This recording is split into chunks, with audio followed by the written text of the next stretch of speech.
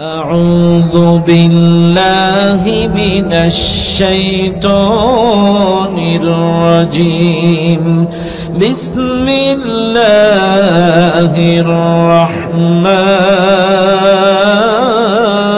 الرحيم إن الله عنده علم الساعة وينزل الغيث ويعلم ما في الأرحام وما تدري نفس ماذا تكسب غدا وما تدري نفس بأي أرض تموت إن الله عليم خبير صدق الله العظيم সূরাটির নাম সূরাতুল লুকমান 31 নম্বর সূরা নাজিল হয়েছে মক্কায় 34টা আয়াত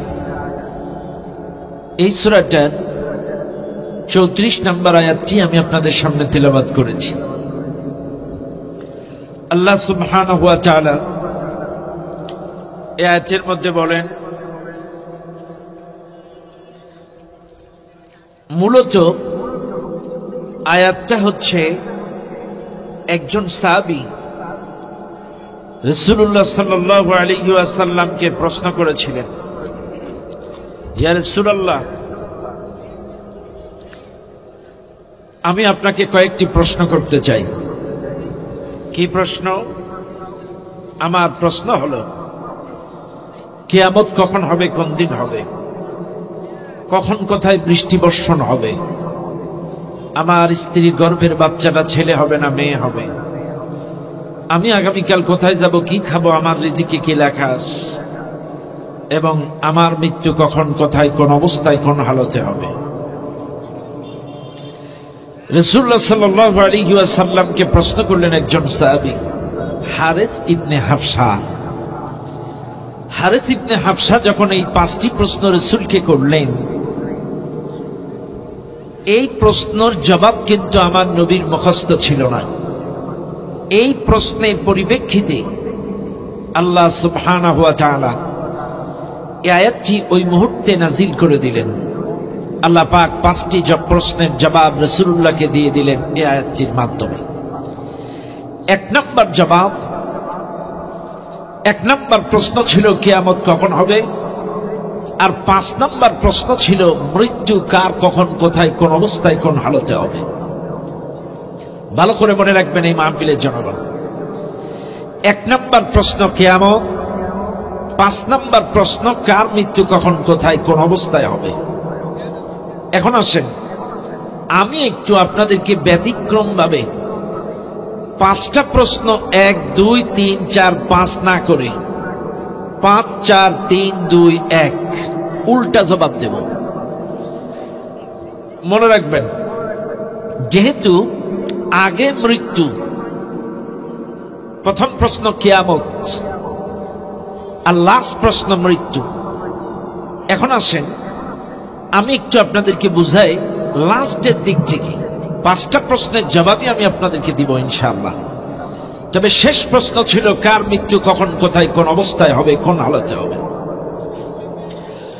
শুনে নেন দুনিয়ার মানুষ এই মাহফিলে যারা আছেন আমার প্রত্যেকটা কথা মনোযোগ দিয়ে খেয়াল করবেন কারণ মাহফিল শুনতে গেলে মাহফিল মানুষ শুনতে আসে কয়েকটা উদ্দেশ্য নিয়ে তার মধ্যে পজিটিভ উদ্দেশ্য কম নেগেটিভ উদ্দেশ্য বেশি কারোর উদ্দেশ্য বাজারে আসা কারোর উদ্দেশ্য ইফটিজিং কারোর উদ্দেশ্য বাদাম খাওয়া কারোর উদ্দেশ্য বক্তার কণ্ঠে সুর শোনা বক্তার কণ্ঠ শোনা কারোর উদ্দেশ্য একটু কমেডি গান বাজনা হাততালি হাসি কারোর উদ্দেশ্য প্রকৃত অর্থে হেদায়েতের আশায় আল্লাহ সন্তুষ্টির জন্য কোরআন হাদিসের কিছু কথা শোনা নেগেটিভটাই বেশি পজিটিভটা কম এখন আসেন এই মাহফিলে যারা আছেন আমার প্রত্যেকটা কথা মনোযোগ দিয়ে শুনবেন কারণ এত কষ্ট করে বাইসাইকেল মোটরসাইকেল দূর দূরান্ত থেকে আপনারা কষ্ট করে আসলেন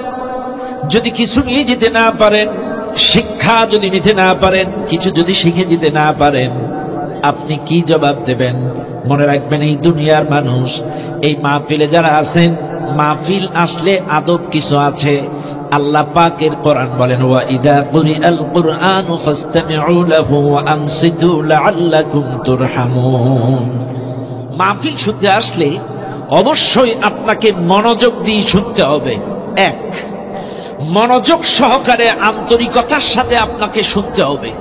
আপনার দিল, আপনার মন, আপনার কান আন্তরিকভাবে এই মাহফিলের দিকে আপনার থাকতে হবে। তাহলেই আল্লাহ আপনাদের উপরে রহমত বর্ষণ করবেন। আমি আবারও বলছি, মাহফিল শুনতে আসছেন আল্লাহর রহমতের আশায়, হেদায়েতের আশায়। রহমত পাইতে গেলে অবশ্যই আপনাকে আন্তরিকভাবে মন, কান, দিল আলোচনার দিকে দিতে হবে, আন্তরিকতার সাথে বসতে হবে। যদি বসতে পারেন, আল্লাহর রহমত আপনার উপরে নাজিল হবে। শুনে নেন দুনিয়ার মানুষ, 5 নাম্বার প্রশ্ন, কার মৃত্যু কখন কোথায় হবে, কোন অবস্থায় হবে কেউ জানে না। এই মাহফিলে যারা আছেন, আল্লাহর কোরআন, ওয়ামা তাদরি নাফসুম বিআইয়ি আরদিন তামুত, কার মৃত্যু কখন কোথায় কোন অবস্থায় হবে এই দুনিয়ার কোন মানুষ বলতে পারে না, কেউ জানে না কার মৃত্যু কখন কোথায় কোন অবস্থায় কোন হালতে হয়ে যাবে। আরে আজকে আমি বসে আছি, এই সকালবেলায় মাহফিলে আসলাম। সকালবেলায় যখন মাঠটা দেখতে আসলাম, মাঠটা দেখতে এসে আমি কথা বলছিলাম আমাদের মনি মেম্বার ভাইয়ের সাথে, শহীদুল ভাইয়ের সাথে। এই জায়গায় বসে কথা যখন বলছিলাম, ওই সময় একটা টেলিফোন আসলো। আমাদের কামালনগরের মঞ্জুর ভাইয়ের আম্মা ভ্যান থেকে, তার মানে ব্যাটারি চালিত ভ্যান থেকে পড়ে যে মাথায় আঘাত পাইছে, এই মাটা মারা গেছে, বাদ-জোহর জানাজা। আমি তখন এই মাঠে ছিলাম, টেলিফোন আসলো, মারা গেছে। জানাজায় গেছিলাম, জোহরের নামাজে অনেক মানুষ, আলহামদুলিল্লাহ। আরে এই মা তো গতকালকেও জীবিত ছিল, গতকালও জীবিত ছিল। এরপরে আপনি দেখেন, এ বাংলাদেশের কথা চিন্তা করেন, কয়দিন আগে পদ্মা সেতুতে স্বামী, স্ত্রী, সন্তান 3 জন মিলে মোটরসাইকেলে যাচ্ছে, পদ্মা সেতুতে টোল দিচ্ছে। স্বামী বেচারা মানি ব্যাগ থেকে টাকা বের করে টোল দেয়। এদিকে পেছন থেকে একটা বাস ব্রেক ফেল করে এসে স্ত্রী আর সন্তানকে পিষে দিয়ে চলে গেল। স্বামী বেচারা মোটরসাইকেল নিয়ে দাঁড়ায় আছে। এটাই জীবন। কার মৃত্যু কখন কোথায় কোন অবস্থায় হবে। এই যে রমজান মাসে আমাদের সাতক্ষীরার হাফেজ কল্যাণ পরিষদের সদস্য হাফেজ রবিউল ইসলাম তারাবি নামাজ পড়াইতে পড়াইতে 4 রাকাতের মধ্যে স্ট্রোক করে পড়ে মারা গেল, নামাজের মধ্যে মারা গেল। এরপরে আমাদের এই থানাকাটা আমাদের আত্মীয় রফিকুল জামাই, তিনিও তারাবি নামাজ পড়তে আসছে। উনি নামাজ পড়তেছে সুন্নাত, তার মানে ঈশার জামাত পড়ে, ঈশার নামাজ পড়ে তার সুন্নাত পড়তেছে, তারাবি ধরবে। এর মধ্যে নামাজের মধ্যেই স্ট্রোক করে দেয়ালের মধ্যে টাস করে বাড়ি খেয়ে পড়ে গেল, হসপিটালে নিতে নিতে মারা গেল। আর এই তো জীবন। সুস্থ মানুষ আজকের এই মাহফিলে যারা আছেন, এই যে এখান থেকে বাড়িতে যাইতে পারবেন, কোনো গ্যারান্টি নেই। কার মৃত্যু কখন কোথায় কোন অবস্থায় কোন হালতে হবে কেউ জানে না, কেউ জানে না। এই মাহফিলে যারা আছেন, একটু আপনারা আমার সাথে জবাব দেন তো। বাইরে এখান থেকে 1 সপ্তাহের জন্য ঢাকায় গেলে আপনার পূর্ব প্রস্তুতি থাকে, প্রিপারেশন থাকে। 1 ব্যাগ কাপড়, 5,000 টাকা, 10,000 টাকা, একটু এটা ওইটা ওইটা সবকিছু, একটা ব্যাগ কাপড় চোপড় নিয়ে আপনি প্রস্তুতি নিয়ে 1 সপ্তাহ প্রিপারেশন নিয়ে আপনি ঢাকায় যান। ও ভাই, যদি বিদেশে যান তাইলে সেই পরিমাণ প্রিপারেশন নিয়ে বিদেশে যান। চাইলে 1 সপ্তাহ, 1 মাস, 2 মাসের প্রিপারেশন নিয়ে আপনি বাইরে যান, কাপড় চোপড়, টাকা পয়সা সবকিছু গুছিয়ে নিয়ে। ভাইরে, এই মাহফিলে যারা আছেন, একটু বলেন তো, যদি এখনই আপনাদের শেষ নিঃশ্বাসটা বের হয়ে যায়, আপনার কতটুকু প্রিপারেশন আছে ওই কবরের জন্য? কতটুকু প্রস্তুতি আপনাদের আছে? ও ভাই, আজকে তো এসি ছাড়া ঘুমাইতে পারেন না। কবরে তো এসি নাই, কবরে তো স্লিং ফ্যান নাই। আজকে জাজিম ছাড়া, সুন্দর বেড ছাড়া ঘুমাইতে পারেন না। কবরে তো কোনো বিছানা নাই, এসি নাই, কোনো আলো নাই। আপনার কতটুকু প্রিপারেশন আছে, কতটুকু প্রস্তুতি আপনার আছে? এক সপ্তাহের জন্য ঢাকায় গেলে কত কিছু নিয়ে যান, এক মাসের জন্য বাইরে গেলে কত কিছু গুছিয়ে নিয়ে যান। কিন্তু আপনি যখন কবরে চলে যাবেন, অনন্তকালের জিন্দেগি, মানুষের জীবন হলো তিন প্রকার: আলমে আরওয়া, আলমে বারজাখ, কি বলে আলমে দুনিয়া, আর আলমে বারজাখ। তিনটা। একটা আমরা আলমে আরওয়ায় ছিলাম, প্রসেসিং এর মাধ্যমে নিয়মতান্ত্রিক ভাবে আমরা আলমে দুনিয়ায় এসেছি, আর এই দুনিয়ার জিন্দেগি শেষ করে আমরা কি বলে আলমে বারজাখে চলে যাব। চাইলে আমরা এখন আলমে দুনিয়ার মধ্যে আসি। এই মাহফিলে আপনারা প্রত্যেকেই একটু মনে রাখবেন, আমি কিন্তু আজকে একটু ভিন্ন কায়দায় বোঝানোর চেষ্টা করছি। মনে রাখবেন, প্রত্যেকটা কথা মনোযোগ দিয়ে শুনবেন। চাইলে আপনার কতটুকু প্রস্তুতি আছে, কি প্রিপারেশন আছে, আপনার কোনো ভয় আছে কলিজার মধ্যে? আপনি চিন্তা করছেন আপনার স্বামী হাজি আপনারে পার করবে, আপনি চিন্তা করছেন আপনার ছেলে হাফেজ আপনার ছেলে পার করবে, আপনি চিন্তা করছেন আপনার ভাই মাওলানা আপনার ভাই পার করবে, আপনি চিন্তা করছেন আপনি অমুক পীরের মুরিদ আপনার পীর পার করবে হাতির পিঠে করে, সেই চিন্তায় আছেন? অতটা সোজা না। ওয়াত্তাকু ইয়াওমান লা তাজজি নাফসুন আন নাফস ওয়ালা ইকবালু মিনহা শাফাআ ওয়ালা ইউখাযু মিনহা আদলুন ওয়ালা হুম ইউনসারুন। আল্লাহ বলেন, স্মরণ করো ওই দিনে, যেই দিন কেউ কারোর কোন উপকারে আসবে না। লা তাজজি নাফসুন আন নাফস, কেউ কারোর কাছে আসবে না, কেউ কারোর কোন উপকার করতে পারবে না। ওয়ালা ইকবালু মিনহা শাফাআ, কারোর পক্ষ থেকে সুপারিশ গ্রহণ করা হবে না, কেউ কারোর জন্য সুপারিশ করতে পারবে না। ওয়ালা ইউখাযু মিনহা আদল, কারোর আমলের বিনিময়ে কাউকে ছেড়ে দেওয়া হবে না। স্বামীর আমলের বিনিময়ে স্ত্রীকে ছাড়বে না, স্ত্রীর আমলের বিনিময়ে স্বামীকে ছাড়বে না, সন্তানের আমলের বিনিময়ে বাবাকে ছাড়বে না, বাবার আমলের বিনিময়ে সন্তানকে ছাড়বে না। আল্লাহ কিন্তু সেই দিন কারোর আমলের বিনিময়ে কাউকে ছেড়ে দিবে না, যার আমল তাকেই বাঁচাবে। ও দুনিয়ার মানুষ, হযরত আমাদের প্রিয় নবী, নবী মুহাম্মদুর রাসূলুল্লাহ সাল্লাল্লাহু আলাইহি ওয়াসাল্লাম তার মেয়ে ফাতেমাকে ডাক দিলেন, ফাতেমা এদিকে আসো, আলী এদিকে আসো, ও আমার ফুফু এদিকে আসো, ও আমার চাচা আব্বাস এদিকে আসো।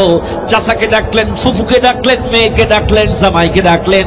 নবীজি ডেকে বললেন, ও আমার মেয়ে, ও আমার জামাই, ও আমার ফুফু, ও আমার চাচা, এই দুনিয়ার জিন্দেগিতে তোমরা আমার কাছ থেকে যা খুশি সম্পদ সম্পত্তি নিয়ে নাও। দুনিয়ার জিন্দেগিতে আমি তোমাদের কল্যাণ করতে পারবো, উপকার করতে পারবো, কিন্তু আমি নবী কিয়ামতে কোনো উপকারে আসবো না। যার আমল সেই গুছায়া নাও, যার আমল তাকে চালাবে। আমি রাসূল কিন্তু তোমাদের কোনো উপকার করতে পারবো না। কাজে কেউ কারোর কল্যাণে আসবে না। কাজে ব্যক্তিগত বালসামানা বাড়ান, ব্যক্তিগত আমল বাড়ান। কে বলেছে অমুকে পার করবে? হ্যাঁ, তবে বিশেষ কিছু হাদিসে পাওয়া যায় আল্লাহ পাক বিশেষ কিছু মানুষকে বিশেষ কিছু অনুমতি প্রদান করবেন। ইয়াউমা ইয়াকুমুর রূহু ওয়াল মালায়েকাতু সাফফান লা ইয়াতাকাল্লামুনা ইল্লা মান আযিনা লাহুর রাহমান ওয়া ক্বালা সাওয়াবা। আল্লাহ বলেন, সব ফেরেশতারা দাঁড়ায় থাকবে, সব মানুষ দাঁড়ায় থাকবে, সমস্ত রূহ, সমস্ত ফেরেশতারা কিয়ামতে দাঁড়ায় থাকবে। লা ইয়াতাকাল্লামুন, কেউ কোনো কথা বলতে পারবে না, ইল্লা মান আযিনা লাহুর রাহমান, রহমান যতক্ষণ পারমিশন না দেবে, অনুমতি না দেবে, ওয়া ক্বালা সাওয়াবা, কথা বলার জন্য পারমিশন না দেবে, কেউ কথা বলতে পারবে না। এই জন্য আল্লাহ বিশেষভাবে কয়েকজনকে পারমিশন দেবেন, আমার নবীকে অনুমতি দিবেন। তার নবীও জানে না কখন অনুমতি দিবেন। আমরা সবাই তো বলি নবী সুপারিশ করবে, নবী সুপারিশ করবে, বিশ্বাস করেন নবীও কিন্তু জানে না যে আমার এই অনুমতিটা শুরুর দিকে দেবে না মাঝের দিকে দেবে না লাস্টের দিকে দেবে। হাসরবাসী যখন নবীজির কাছে যেয়ে বলবে, ইয়া রাসূলুল্লাহ, সূর্য মাথার উপরে, পায়ের নিচে তামা, সহ্য করতে পারি না, হুজুর আপনি আল্লাহকে বলেন বিচারটা একটু তাড়াতাড়ি শুরু করে। আল্লাহর নবী মাকামে মাহমুদের সামনে সেজদায় পড়ে যাবেন, লং লং সেজদায় পড়ে যাবেন। নবীজি বলেন, আমি কতক্ষণ এই সেজদায় থাকবো আমি নিজেও জানি না। আমার আল্লাহর কাছে অনুমতির ব্যাপারে, পারমিশনের ব্যাপারে সেজদায় পড়ে যাব। আল্লাহ যদি আমাকে মাথা তুলে পারমিশন দেয় আমি কথা বলতে পারবো, নাইলে কথা বলতে পারবো না। আমি কতক্ষণ সেজদায় থাকবো, আর এই সেজদার তাসবিহ কি হবে তাও আমি জানি না। আমি সেজদায় থাকবো লং টাইম অনুমতির জন্য। আমার আল্লাহ মাথা উঠানোর পরে যদি পারমিশন দেয় আমি কথা বলতে পারবো। চাইলে কেউ কারোর উপকারে আসবে না। আল্লাহ সেদিন রাসূলকে পারমিশন দেবেন, আল্লাহ বিশেষ মর্যাদায় সেদিন আলেমদেরকে পারমিশন দেবেন, আল্লাহ বিশেষ মর্যাদায় সেদিন কোরআনের হাফেজদেরকে পারমিশন দেবেন। সেদিন আরো পারমিশন। আর এক হাদিসে পাওয়া যায় বিনা পারমিশনে দুইটা জিনিস সুপারিশ করবে। এক নাম্বার আল্লাহ কোরআন, কোরআনের কোনো পারমিশন লাগবে না। আর দুই নাম্বার মাহে রমাদানের রোজা, রোজারও কোনো অনুমতি লাগবে না।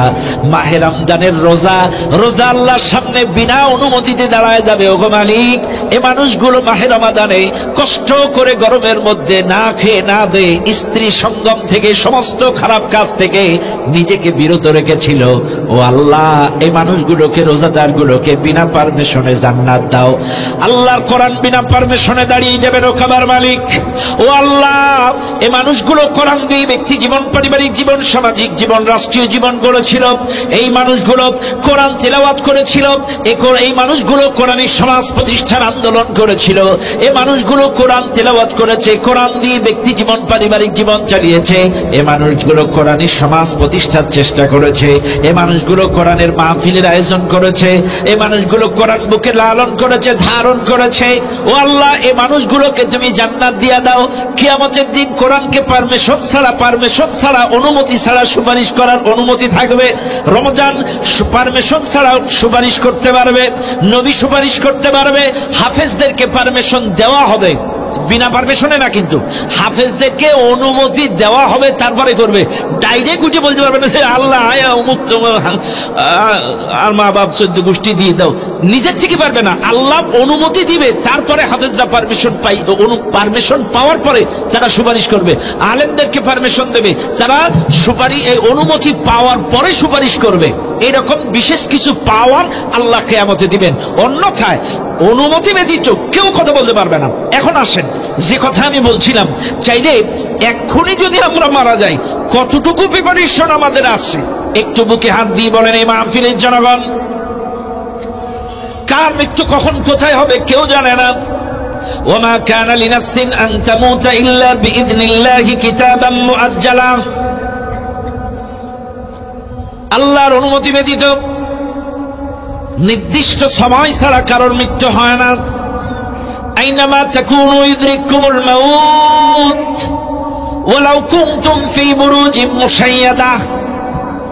মৃত্যুর সময় যখন এসে যাবে, তুমি আইসিইউতে থাকো আর সিসিইউতে থাকো, সুদৃঢ় প্রাচীরের মধ্যে আর দুর্গের ভেতরে থাকো, যেখানেই থাকো না কেন মৃত্যু তোমাকে ধরবেই। মৃত্যুর হাত থেকে বাঁচার উপায় নাই। আর মৃত্যুর সময় যখন আসবে, ইদা জা আজালুহুম লা ইস্তাখিরুনা সাআতাম ওয়া লা ইস্তাকদিমুন। কাউকে 1 সেকেন্ড কমানো বা বাড়ানোর ক্ষমতা কাউকে দেওয়া হবে না। ও দুনিয়ার মানুষ, দুনিয়ার জিন্দেগি শেষ করলেন, কথার কথা আজরাইল চলে এলো। আজরাইল আপনার জানটা কবজ করে নিল। জানটা কবজ করে নেওয়ার পরে পৃথিবীর মায়া ত্যাগ করে চলে গেলেন। ও দুনিয়ার মানুষ, আপনার আপনজন প্রিয়জন গোসল করায় দিল। গোসল করানোর পরে আপনজন প্রিয়জন কাফনের কাপড় পরায় খাটিয়ায় করে কবরস্থানে নিয়ে গেল। কবরস্থানে নিয়ে যাওয়ার পরে আপনাকে কবরে রেখে আসা হলো। কবরে রাখার পরে ও দুনিয়ার মানুষ, মনে রাখবেন, মাটি চাপা দিয়ে যখন ঢেকে সুন্দর করে রেখে আসা হলো, ভাইরা আমার, বাবাজিরা আমার, যার কবর যখনই দিক না কেন, আপনি রাত 12টায় মারা যান, রাত 3টায় মারা যান, রাত 10টায় মারা যান, সকাল 8টায় মারা যান, সকাল 10টায় মারা যান, যেই সময় আপনি মারা যান না কেন, কবরে রাখার পরে আপনাকে যখন জীবিত করা হবে, মুনকার নাকির আপনাকে প্রশ্ন করবে। ওই সময়টা হবে আসর টু মাগরিব। আমি আবারও বলছি, আপনাকে কবরে রাখার পরে যে সময় আপনাকে রাখুক না কেন, রাত 12টায় কবরে রেখে আসুক, রাত 3টায় মাটি চাপা দিয়ে দিক, সকাল 10টায় মাটি চাপা দিয়ে দিক, যেই টাইমে আপনাকে কবরের মধ্যে রেখে আসবে, ওই সময়ে আপনাকে যখন জীবিত করা হবে, ওই সময়টা হবে আসর টু মাগরিব। প্রশ্ন করবেন, হুজুর আসর টু মাগরিব কেন করা হবে? কারণ আসর টু মাগরিবের কারণ হলো, প্রত্যেকটা ইমানদারকে, প্রত্যেকটা মুসলমানদেরকে একটা ফিজিক্যালি পরীক্ষা নেওয়া হবে। এই পরীক্ষাটা হলো আসর টু মাগরিব হওয়ার একটাই কারণ, কারণ আপনাকে যখন জীবিত করবে, আল্লাহর ফেরেশতারা প্রশ্ন করবে তোমার রবকে। ওই সময় আপনি যদি প্রকৃত অর্থে নামাজি হয়ে থাকেন, ফেরেশতাদেরকে বলবেন, ও ফেরেশতারা, নাম নুসাল্লি, লা, আমি আসলে ঘুমিয়েছিলাম, ঘুমানোর কারণে আসরের নামাজটা আদায় করতে পারি নাই।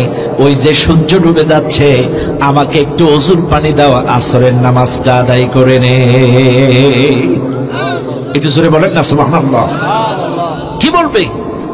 আমি আসরের নামাজ পড়তে পারি নাই, ঘুমাইছিলাম। আসরের টাইমে কিন্তু সূর্যটা পশ্চিম আকাশে হেলে থাকে, পশ্চিম আকাশে হেলে থাকে আসর টু মাগরিবের মাঝখানে। ঠিক ওই অবস্থায় সূর্যটা হেলে থাকবে। আপনাকে যখন কবরে জীবিত করবে, তখন আপনি বলবেন, ও ফেরেশতারা, আমি ঘুমানোর কারণে আমি নামাজটা আদায় করতে পারি নাই, আমি সব প্রশ্নের জবাব দিব, আগে আমার একটু পানি দাও, আমি আসরের নামাজটা আদায় করে নিই। যদি আপনি ইমানদার হয়ে থাকেন, যদি আপনি নামাজি হয়ে থাকেন, চাইলে আপনি পানি চাইবেন, ওই যে ওয়াক্ত চলে যাচ্ছে, আগে একটু পানি দাও, নামাজটা আদায় করে নে। আজ যদি আপনি নামাজি না হয়ে থাকেন, কিসের পানি আর কিসের রক্ত? আমি কবরের বাস্তব চিত্র তুলে ধরছি, শুনে নেন আজকের এই মাহফিলের জনগণ। মরা যেহেতু লাগবে, বাস্তব চিত্রটা আজকে শুনে যান। আপনি যদি নামাজি হয়ে থাকেন, আল্লাহর ফেরেশতাদের কাছে ওযুর জন্য পানি চাইবেন। আর এই পানিটা নামাজের দরকার নেই, এই পানি চাওয়া মানে আপনি পাস। সুবহানাল্লাহ কোন? এই পানি চাওয়া মানে আপনি পাস। এখন আসেন, পানিটা চাইবে কারা একটু বুঝায় দেই। একজনের বাড়ির নিচে, খাটের নিচে একটা সাপ ঢুকছে, বিষধর সাপ। সাপ যখন ঢুকছে, এলাকার মানুষ বলতেছে, তুমি একা একা ধরতে যাইও না, সাপটা কামড় দিবে। একটা কাম করো, তুমি একটা সাপুড়ি ডাক দাও, সাপুড়ি এসে বিন বাজায় সাপটা ধরে নিয়ে যাবে। তখন সাপুড়ি এসে বিন বাজায় নিয়ে যাবে। তখন একটা সাপুড়ি ডাক দিল। এই যে সাপুড়ির কথা আসলো, একটা কথা মনে পড়ে গেল। কাশেমপুরের নাম কেন গঠন করা হলো, এটি কি আপনারা জানেন না? এই যে কাশেমপুর পাশে, কাশেমপুর নামটা কেন করণ করা হয়েছিল, ইতিহাস কি কারো জানা আসেনি? এটা বলতে গেলে আবার অনেক সময় যাবে, এটা একদিন কাশেমপুরি বলে দেব। আজকে কাশেমপুরের ইতিহাস বললাম না, এটা লম্বা ঘটনা, ওই বেদেদের সাথে সম্পৃক্ত। কাশেম সাহেব ভালোবাসতো একটা বেদের মেয়েকে, তার মানে ওই সাপুড়ি একটা মেয়েকে খুব ভালোবাসতো। উনি লন্ডন থেকে ব্যারিস্টারি পড়ে আসছিল। শুনে নেন, এটা খুব ক্রিটিক্যাল একটা কথা। উনি লন্ডন থেকে ব্যারিস্টারি করে পড়ে আসছে, খুব সুনাম সেই আমলে, লন্ডন থেকে ব্যারিস্টারি পড়ে হয়ে আসছে কাশেম সাহেব। এখন এই কাশেম সাহেব আর কি, এই দূরবীন ছিল তার কাছে, এই দূরবীন দিয়ে দিয়ে এদিকে ওদিকে দেখতে দেখতে এই সাপুড়িদের একটা মেয়েকে তার চোখে খুব ভালো লাগে। তাকে একদিন দুই দিন কথা বলতে বলতে তাকে ভালোবেসে ফেলে। একটা পর্যায়ে তাকে বিয়ে করবে, কিন্তু কাশেম সাহেবের বাবা জমিদার, তিনি মানেন নাই। বলছে, না, তুই যদি এরে নিয়ে নিস, বিয়ে করিস, আই তোরে ত্যায্য পুত্র করবো। তারপরেও কাশেম সাহেব শিক্ষিত মানুষ, বিচক্ষণ করে সবকিছু চিন্তা ভাবনা করে, যেহেতু ভালোবাসেই ফেলছে, বিয়ে করবই। এখন বিয়ে করে ফেলছে। বিয়ে করে ফেলা, সংক্ষিপ্ত ভাবে বলছি, কিন্তু বিয়ে করে ফেলছে। বিয়ে করার পরে এখন আপনার ত্যায্যপত্র করলে সেই সময় মামলা হতো, কোর্টের মাধ্যমে ত্যায্যপত্র করতে হতো, কোর্টের মাধ্যমে। এখন ব্যারিস্টারকে যখন কোর্টে তুলছে, কোর্টের জজ সাহেব উঠে খাড়াইছে।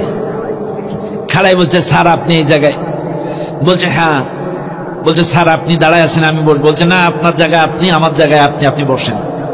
তখন বলছে, স্যার আপনি জ্ঞানী গুণী শিক্ষিত মানুষ, এইরকম একটা মেয়ে, এইরকম একটা পরিবেশে, যাদের কোনো এই নাই তা নাই, কোনো সম্মান নাই, ইজ্জত নাই, এইরকম একটা পরিবারে আপনি কাম করতে পারলেন? আপনি কি দেখে প্রেমে পড়লেন? তখন কাশেম সাহেব বলছিল, জজ সাহেব, আমার চোখ দুটো যদি আপনার চোখে লাগাইতে পারতাম, তাইলে আপনি বুঝতেন এই মেয়েটা কত সুন্দর। কথা বুঝেন নাই? আমার চোখ দুটো যদি আপনার চোখে লাগাইতে পারতাম, আপনি বুঝতেন এই মেয়েটা কত সুন্দর। আর সবাই যদি ফর্সা ভালো মেয়ে বিয়ে করবে, এই মেয়েগুলোর কারা বিয়ে করবে? তখন জজ সাহেব খুব খুশি হয়েছিলেন। তখন নাকি জজ সাহেব বলেছিল, আমি আপনার এই কথার প্রতিদান দিতে পারবো না, কিন্তু আমি একটা কিছু করে যাব, আপনার এই কথার কারণে আপনার এলাকার নামটা কাশেমপুর নির্ধারণ করে যাব। সুবহানাল্লাহ না, এটা কোনো হাদিস কোরআন না। শোনেন, এটা কথায় এসে গেল, তাই ওই যে বেদেদের সাপুড়ির কথা আসলো, তাই আর কি কথাটা বলে ফেললাম। এই জন্য এখন এর চাইতেও কোনো ইতিহাস আছে কিনা আমার জানা নাই। এটা আমার শোনা একজন মুরব্বীর কাছ থেকে, একজন ভালো ডাক্তার, তার কাছ থেকে, যার কারণে কথাটা বলে ফেললাম। এখন এর চাইতে কোনো ইতিহাস আছে কিনা সেটা আপনাদের জানা যায়। যাই হোক, এগুলো অবান্তর অযৌক্তিক কথাবার্তা, এগুলো বলা আমার উচিত হয়নি। তারপরেও যেহেতু সাপুড়ির কথা উঠলো, সাপুড়ি ডাকতে গেলে তো আপনার সিটি কলেজের পিছনে যাওয়া লাগতো, কতখানা লাগতে, ডাকতে কোন জায়গায় যাওয়া লাগতো। এই জন্য কাশেমপুরের কথাটা চলে আসছে আর কি। ডাকতে গেলে তো আপনার কাশেমপুরে যাওয়া লাগবে। সাপুড়িরা সব ওই জায়গায় থাকতো সিটি কলেজের পাশে। যাই হোক, সাপুড়ি একজন ডাক দিছে, সাপুড়ি এসে সাপ ঢুকছে যে দু খাটের নিচে। এখন সাপুড়ি এসে বিন বাজায়, তালে তালে ওই সাপটারে ধরছে। এখন সাপুড়িরা কেন বিন বাজায় শোনেন, সাপুড়িদের বিন আসলে বিষধর সাপের কাছে কাজ করে। আমি আবারও বলছি, সাপুড়িদের বিনের আওয়াজ বিষধর সাপের কাছে কাজ করে। বিষধর সাপ বিনের সুর শুনলে সেন্সলেস হয়ে যায়, মাতাল হয়ে যায়। ও তালে তালে ওই সাপুড়ির শব্দে ওখানে যে দুর্বল হয়ে যায়, আর তখনই খাপ করে ওরে ধরে ওর ব্যাগের মধ্যে ঢুকায় নেয়। এই জন্য মনে রাখবেন, আপনারা এই মাহফিলে যারা আছেন, আমি বোঝানোর জন্য বলছি, চাইলে বিনের সুর শুনলে বিষধর সাপরা সেন্সলেস হয়ে যায়, মাতাল হয়ে যায়, তালে তালে ওখানে চলে যায়। আর যাদের মধ্যে বিষ নাই, এই বিনের সুর তাদের কাছে কাম করে না। এই জন্য সাপুড়িরা দেখবেন ঢোড়া সাপের পাশে গিয়ে বাজায় না, ওরা বাজায় পুরাতন পুরাতন বিল্ডিং এ কেউটি সাপ, পদ্মা গরু সাপ, মোটামুটি জায়গা মতো যেয়ে বাজায়। তো উদ্দেশ্য হলো ওদের বিষধর সাপের কাছেই বিনের সুর কাম করে, হেলে সাপ ঢোড়া সাপের কাছে কাম করে না। এখন বিন বাজাইছে, বিন বাজানোর সাথে সাথে সঙ্গে সঙ্গে বিন বাজানোর সাথে সাথে ওই সাপটা তালে তালে তালে তালে তালে তালে এসে ওই বিনের কাছে এসে তারি নারি করে ধরা দিছে। আর তখনই খপ করে ধরে এর পকেটের মধ্যে ঢুকায় ফেলছে। এই উদাহরণটা আমার দেওয়ার একটাই কারণ, আজ এই মাহফিলে যারা আছেন, বিষধর সাপের মধ্যে বিষ থাকার কারণে বিনের সুর তাকে আকর্ষণ করে কাছে টেনেছে। এই মাহফিলে যারা আছেন, আপনাদের মধ্যে যদি ঈমানের বিষ থাকে, ঈমানের বিষ, মুয়াজ্জিন যখন দৈনন্দিন 5 বার বিন বাজাবে, হাইয়া আলাস সালাহ,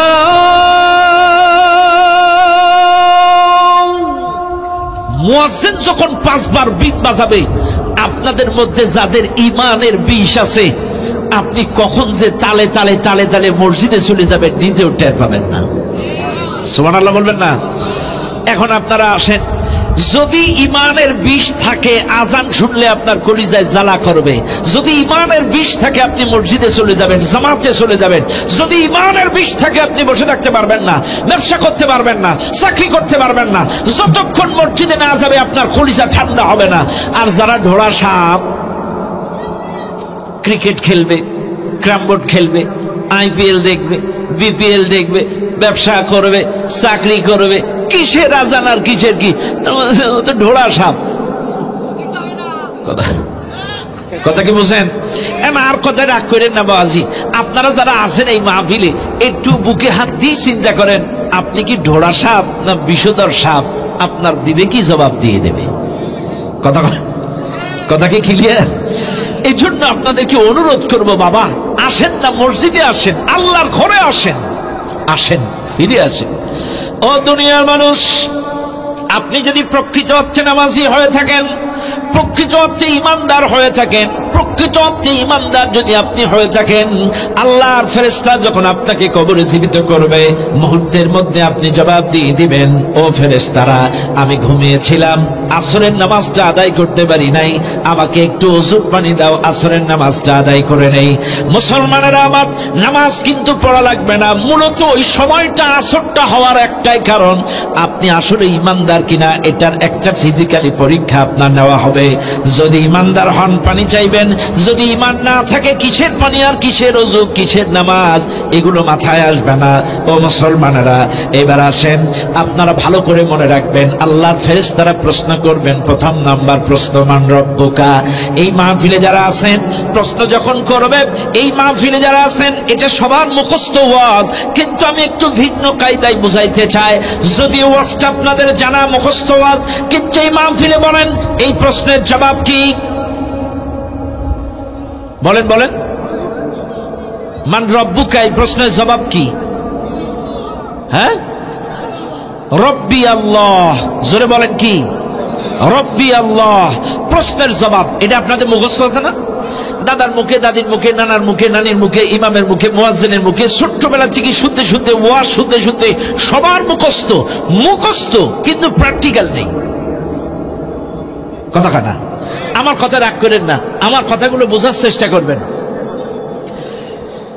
মনে করেন এই যে মুরব্বী আমার পাশে, ওই পাশে বসা, যদিও এলাকার সন্তান, কিন্তু আমি হয়তো ফিজিক্যালি ওনাকে চিনি না, বাজানকে চিনি না।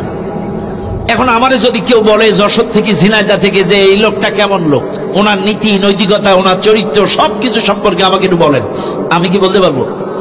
বলতে পারবো? কেন পারবো না? আমি ওনাকে চিনি না, জানি না, আমি ওনার সম্পর্কে বলতে পারবো না। এখন আসেন, ওনার সম্পর্কে যদি বলতে হয় কখন বলতে পারবো? হ্যাঁ, ওনার সাথে যদি দীর্ঘদিন চলাফেরা, ওঠা বসা, খাওয়া দাওয়া, লেনদেন, আদান প্রদান সবকিছু যদি ঠিকঠাক মতো হয়, চাইলে আমি বলতে পারবো আলহামদুলিল্লাহ আমার বাজান খুব ভালো মানুষ, নীতিতেও ভালো, নৈতিকতায়ও ভালো, সব দিক থেকে আমার বাজান পারফেক্ট একটা মানুষ। একথা আমি বলতে পারবো কখন? ওনার সাথে ওঠা বসা, লেনদেন, খাওয়া দাওয়া, চলাফেরা দীর্ঘদিন যাবত যদি হয়। এবার আসেন, আপনাদের যখন প্রশ্ন করবে তোমার রবকে, এই প্রশ্নের জবাব দিতে পারবে তারা, 5 ওয়াক্ত আল্লাহর ঘরে যাওয়া আশা করেছে যারা, এই প্রশ্নের জবাব দিতে পারবে যারা, রবের সাথে এই কোরআনের সাথে উঠা বসা করেছে যারা, আল্লাহর আদেশ নিষেধ মেনেছে যারা, আল্লাহর কোরআন ব্যক্তি জীবন, পারিবারিক জীবন, সামাজিক জীবন, রাজনৈতিক জীবনে প্রতিষ্ঠার চেষ্টা করেছে যারা, এই কোরআনের সাথে সম্পৃক্ত ছিল যারা, আছে যারা, এই কোরআনের সমাজ চায় যারা, রবের পরিচয় কবরে দিতে পারবে তারা। কথা বলেন ঠিক না বেঠিক? কারণ রবের পরিচয় দিতে পারবে তারা, রবের সাথে উঠা বসা, লেনদেন, আদান প্রদান, চলাফেরা আছে যাদের।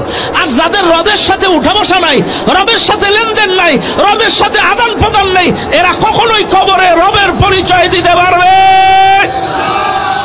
না। আপনি বুকে হাত দিয়ে বলেন 5 বার রবের ঘরে আসা যাওয়া করেন, আপনি বুকে হাত দিয়ে বলেন দৈনন্দিন কোরআন তিলাওয়াত করেন। আচ্ছা করেন বুঝলাম, অর্থ সহ পড়েন, দারসুল কোরআন পড়েন, আপনি কি অর্থ সহ কোরআন পড়েন? আচ্ছা অর্থ সহ পড়লেন বুঝলাম, কিন্তু অর্থ অনুযায়ী ব্যক্তি জীবন, পারিবারিক জীবন, সামাজিক জীবন পরিবর্তন বা কোরআনী সমাজ প্রতিষ্ঠার কতটুকু চেষ্টা আপনার আছে? আপনি তো এই কোরআনটা পড়েন না, অর্থ সহ জানেন না, কোরআনী সমাজ চান না, রবের সম্পর্কে কোনো আপনার জানাই নাই, চাইলে রবের পরিচয় দিবেন কেমনে? কথা বলেন। এটা কিন্তু সহজ প্রশ্ন, আমি আবারও বলছি এটা সহজ প্রশ্ন, কিন্তু আপনার যদি প্র্যাকটিক্যাল রবের সাথে উঠা বসা, লেনদেন, আদান প্রদান, চলাফেরা, আসা যাওয়া দীর্ঘদিন যদি থাকে, আপনি আমার রবের পরিচয় দিবেন রব্বি আল্লাহ। আর যাদের রবের সাথে উঠা বসা নাই, আল্লাহর ঘর মসজিদে 5 ওয়াক্ত আসা যাওয়া নাই, আল্লাহর কোরআন অনুযায়ী ব্যক্তি জীবন, পারিবারিক জীবন চালানো নাই, কোরআনী সমাজ প্রতিষ্ঠায় কোনো ভূমিকা নাই, এরা কোনো জবাব দিতে পারবে না। আপনি রব সম্পর্কে কিছু জানেনই না। 16টা বছর এক শয়তানেরা পালাইছে, এরা আল্লাহু আকবার নিজেরাও দেয়নি, কাউরে দিতেও দেয়নি। কথা কয় না? আল্লাহু আকবার মানে কি? আল্লাহ মহান, আল্লাহ বড়। আচ্ছা আল্লাহ বড়, এই আল্লাহ বড়ত্ব এই শয়তানেরা 16 বছর নিজেরাও দেয়নি, কাউরে দিতেও দেয়নি। এখন আমার প্রশ্ন হলো, কবরে যখন জিজ্ঞেস করবে তোর রবকে, এরা কি জবাব দেবে? না কথা কয় না, রাগ করেন না বাবাজি, এরা কি জবাব দেবে কবরে? কারণ আল্লাহু আকবার এটা আল্লাহর বড়ত্ব, আল্লাহর বড়ত্ব, আল্লাহর তাকবীর, এটা আমাদের প্রত্যেক প্রত্যেকটা মুসলমান আজানের শুরুতে তাকবীর, নামাজের শুরুতে তাকবীর, তাকবীরের শুরুতে তাকবীর, ঈদের নামাজে তাকবীর, জানাজার শুরুতে তাকবীর, আল্লাহর বড়ত্ব ঘোষণা, উপরে উঠতে গেলে তাকবীর, আল্লাহু আকবার। সব জায়গায় আল্লাহর বড়ত্ব, একজন মুসলিম হিসেবে আল্লাহর বড়ত্ব ঘোষণা করবে। কিন্তু এরা কোন ধরনের মুসলিম? বাংলার জমিনে 16 বছরের নারাই তাকবীর, আল্লাহু আকবার দিতে দেয় নাই। আল্লাহর কসম, এরা যদি তওবা করে ভালো না হয়, এরা কবরের প্রশ্নের জবাব দিতে পারবে না।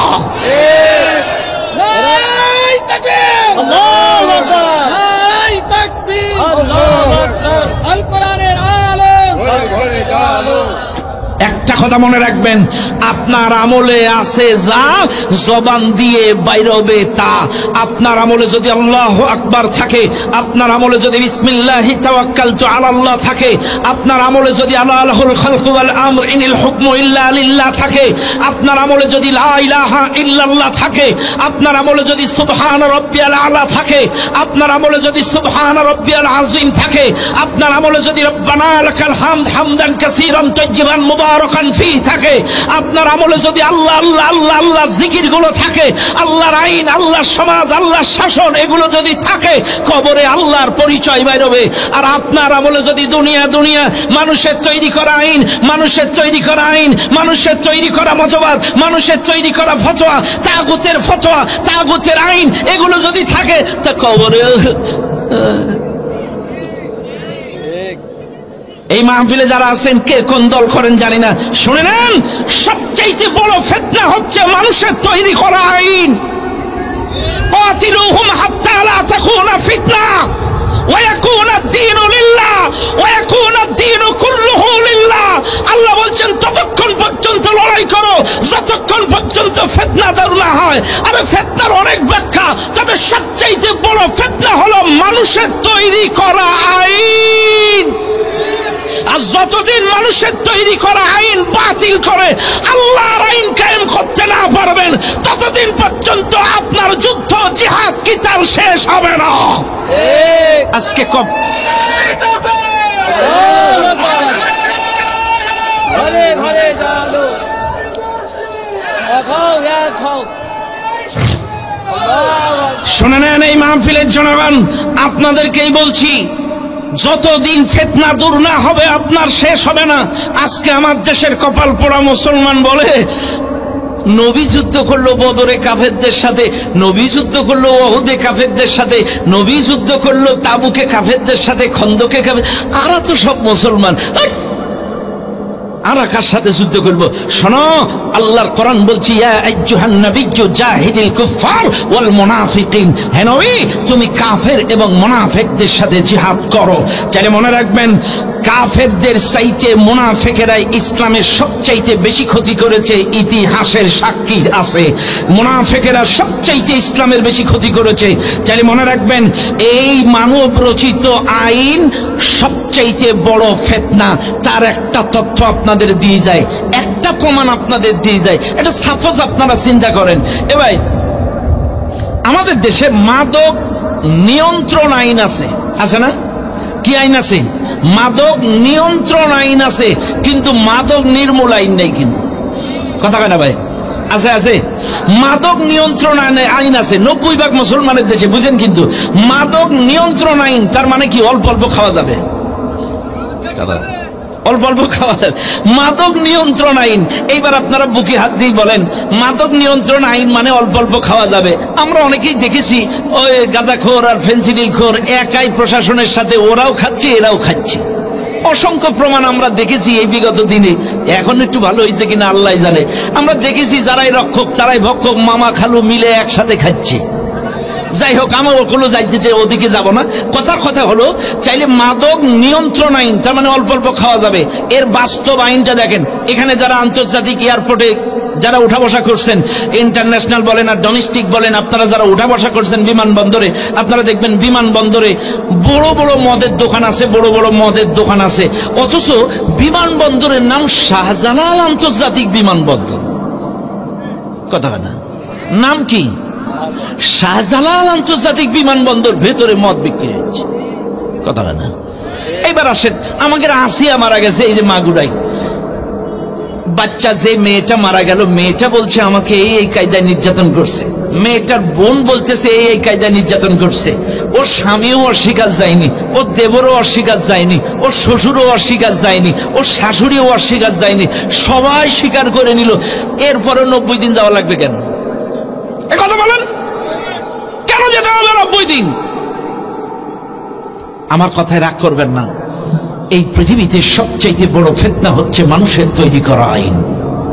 সবচাইতে বড় ফিতনা মানুষের তৈরি করা আইন। আর এই ফিতনা যতদিন দূর না করতে পারবেন ততদিন পর্যন্ত একজন ইমানদারের লড়াই শেষ হবে। ও দুনিয়ার মানুষ, কবরে 1 নাম্বার প্রশ্নের জবাব দিতে পারবেন তারা রবের সাথে উঠা বসা লেনদেন আওয়া যাওয়া উঠা বসা করেছেন যারা। এবার বুকে হাত দেন। আল্লাহর কোরআনের সাথে আপনাদের কতটুকু সম্পর্ক আছে? আল্লাহর কোরআন প্রতিষ্ঠার কতটুকু ভূমিকা আপনার আছে? আল্লাহর একত্ববাদ কায়েমের কতটুকু চেষ্টা আপনি করেন? আল্লাহর তাওহীদ প্রতিষ্ঠার কতটুকু চেষ্টা আপনি করেন? আপনি বুকে হাত দিয়ে প্রশ্ন করলে আপনি বুঝে যাবেন। আপনি মনে রাখবেন, আল্লাহর সাথে যদি লেনদেন থাকে, কোরআনের সাথে উঠা বসা থাকে, সম্পর্ক যদি থাকে, আপনি জবাব দিতে পারবেন, অন্যথায় জবাব দিতে পারবেন না। এবার আসেন 2 নাম্বার প্রশ্ন। 2 নাম্বার প্রশ্ন করা হবে, বলেন কি? মান দীনুকা, অর্থ বলেন। আপনাকে আপনি জবাব বলেন দীনিয়াল ইসলাম। জবাব হবে দীনিয়াল ইসলাম। এবার আসেন, আপনারা বুকে হাত দেন। এই মাহফিলে যারা আছেন, আপনাকে যখন প্রশ্ন করবে তোমার দিন কি, আমরা এক চান্সে বলে দেব ইসলাম। হয়ে যাবে তো নাকি? এটা নানির হাতের মোয়া না? বলবে ফেরেশতারা, আর আমি বলে দেব টপ করে, আরে কপাল পোড়া মুসলমান, দিন কি, ইসলাম মানে কি? আজকে আমাদের দেশের মানুষ মনে করে ইসলাম মানে শান্তি, সালাম মানে শান্তি, ইসলাম মানেও শান্তি, কিন্তু ইসলাম মানে আত্মসমর্পণ। ইসলাম মানে কি? আত্মসমর্পণ। আসলামা ইসলিমু ইসলামান ফাহুয়া মুসলিমুন। মুসলিম মানে আত্মসমর্পণকারী, আর সালাম মানে শান্তি। এই মাহফিলে যারা আছেন একটু ভালো করে শোনেন। চাইলে আপনি জবাব দেবেন দীনিয়াল ইসলাম। এই শব্দটা জবাব দিতে পারবে কারা? হ্যাঁ, আপনার ব্যক্তিগত জীবন থেকে শুরু করে গোটা জিন্দেগিতে যদি ইসলাম থাকে, আপনি মাথায়, আপনি এই জায়গায় বসে হাত দেন, আপনার মাথার থেকে পায়ের আঙ্গুল পর্যন্ত কতটুকু ইসলাম আছে, আপনার পারিবারিক জীবনে কতটুকু ইসলাম আছে, আপনার ব্যবসায়িক অর্থনৈতিক জীবনে কতটুকু ইসলাম আছে, আপনার রাজনৈতিক জীবনে কতটুকু ইসলাম আছে, আপনি বুকে হাত দেন। আপনার মাথার থেকে পা পর্যন্ত ইসলাম আছে, আপনার পারিবারিক জীবনে ইসলাম আছে, আপনার অর্থনৈতিক জীবনে ইসলাম আছে, আপনার রাজনৈতিক জীবনে ইসলাম আছে। আপনার গোটা জিন্দেগিতে যদি ইসলাম থাকে, পারিবারিক জীবনে ইসলাম, অর্থনৈতিক জীবনে ইসলাম, রাজনৈতিক জীবনে ইসলাম, ব্যক্তিগত জীবনে ইসলাম, গোটা জিন্দেগি যদি ইসলাম থাকে, চাইলে আপনি জবাব দিতে পারবেন দীনিয়াল ইসলাম। আপনার কোন জায়গায় ইসলাম নেই, আর এখন যদি ইসলামের কথা বলে অনেকের মুখ শুকায়া যায়। কিসের ইসলামী, ইসলামী রাষ্ট্র আর ইসলামী আইন? আমাদের দেশে অনেক কপাল পোড়া মুসলমান, দাড়ি আছে, টুপি আছে, আল হাজ নামের আগে মোহাম্মদ লেগে, ইসলামী দলের কথা শুনলে, ইসলামী জীবন ব্যবস্থার কথা শুনলে, ইসলামী রাষ্ট্রের কথা শুনলে, ইসলামী রাজনীতির কথা শুনলে ওদের মুখ শুকায়া যায়। আমি আসলে আশ্চর্য হয়ে যাই। এবার যত নীতি আছে এই পৃথিবীতে, আপনি বলেন তো ইসলাম কে দিয়েছেন? জোরে বলেন, কে দিয়েছেন? ইসলাম কে দিয়েছেন? আল্লাহ। আচ্ছা, ইসলাম যদি আল্লাহ দেয়, এইবার আপনারা বলেন নীতি, রাজনীতি মানে কি? রাজার নীতিমালা নিয়ে আলোচনা করা, রাজার নীতিমালা সমাজে রাষ্ট্রে কায়েমের চেষ্টা করা, এর নাম রাজনীতি। এখন রাজা কয়জন? সবাই বলেন আল্লাহ। রাজা কয়জন? একজন। চাইলে ওই রাজার নীতিমালা, রুলস রেজুলেশন সমাজে রাষ্ট্রে কায়েমের চেষ্টা করা।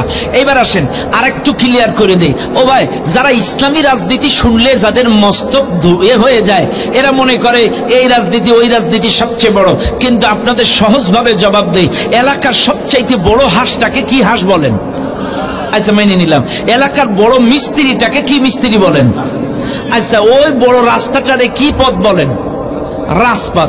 তাইলে বড় পথটা যদি রাজপথ হয়, বড় মিস্ত্রিটা যদি রাজমিস্ত্রি হয়, বড় হাঁসটা যদি রাজহাঁস হয়, তাইলে সবচাইতে বড় নীতি তো ইসলামী রাজনীতি।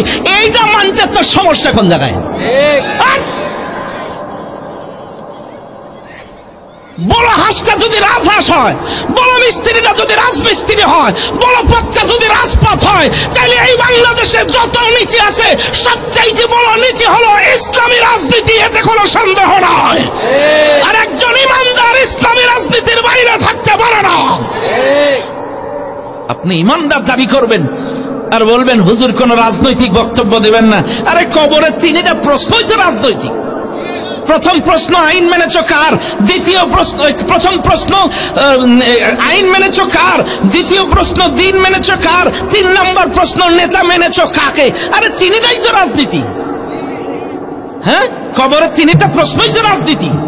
1 নম্বর প্রশ্ন আইন মেনেছ কার, তোমার রবকে, কার আইন মেনেছো, এটাই তো প্রথম। চাইলে আইনের প্রশ্ন যদি আসে তো রাজনীতি তো ঢুকে গেল। তাই এটাই তো আইন মেনেছো কার, আল্লাহর আইন মেনেছো না মানুষের তৈরি করা আইন মেনেছো, এটা তো রাজনীতি প্রশ্ন। 2 নম্বর প্রশ্ন দিন মেনেছো কার, আনুগত্য করেছো কার। বলেন, আল্লাহ আপনাকে ডাক দিচ্ছে হাইয়া আলাস সালাহ, নামাজে এসো, হাইয়া আলাল ফালাহ ডাক দিচ্ছে, ভালো কথা। একই টাইমে আপনার নেতা ডাক দিছে, চল আজকের মোড়ের মাথায় 3 রাস্তার মোড়ে মিছিল আছে, আমার ভাই, তোমার ভাই, ক্যাপসুল ভাই, ট্যাবলেট ভাই। এখন আল্লাহ আপনাকে মসজিদে ডাকছে, ওদিকে নেতা আপনাকে মোড়ে ডাকছে, নিউ মার্কেট মোড়ে। এখন আল্লাহর ডাকে মসজিদে না যায়, নেতার ডাকে আপনি নিউ মার্কেটে গেলেন। বলেন তো কার ইবাদত করলেন, কার গোলামি করলেন? নেতার গোলামি করলেন। কার গোলামি করলেন? নেতার গোলামি করলেন। চাইলে আপনি একটু বুকে হাত দিয়ে বলেন দ্বীনুল ইসলাম, এই শব্দটা বলতে পারবে তারা যাদের ব্যক্তি জীবনে ইসলাম আছে, পারিবারিক জীবনে ইসলাম আছে, অর্থনৈতিক জীবনে ইসলাম আছে, রাজনৈতিক জীবনে ইসলাম আছে, গোটা জিন্দেগিতে যাদের ইসলাম আছে, তারা কবরে বুক ফোলায় পড়বে দ্বীনুল ইসলাম। ব্যাস, এবার আসেন একটু বোঝাই। ও মায়েরা, ব্যক্তি জীবনে ইসলাম মাথার থেকে পা পর্যন্ত কতটুকু আছে আপনারা ভালো জানেন, আচ্ছা বাদ দিলাম। এবার আসেন পারিবারিক জীবনে ইসলাম। পারিবারিক জীবনে আপনার কতটুকু ইসলাম আছে একটু খেয়াল করেন, পারিবারিক জীবনের দিকে একটু তাকান।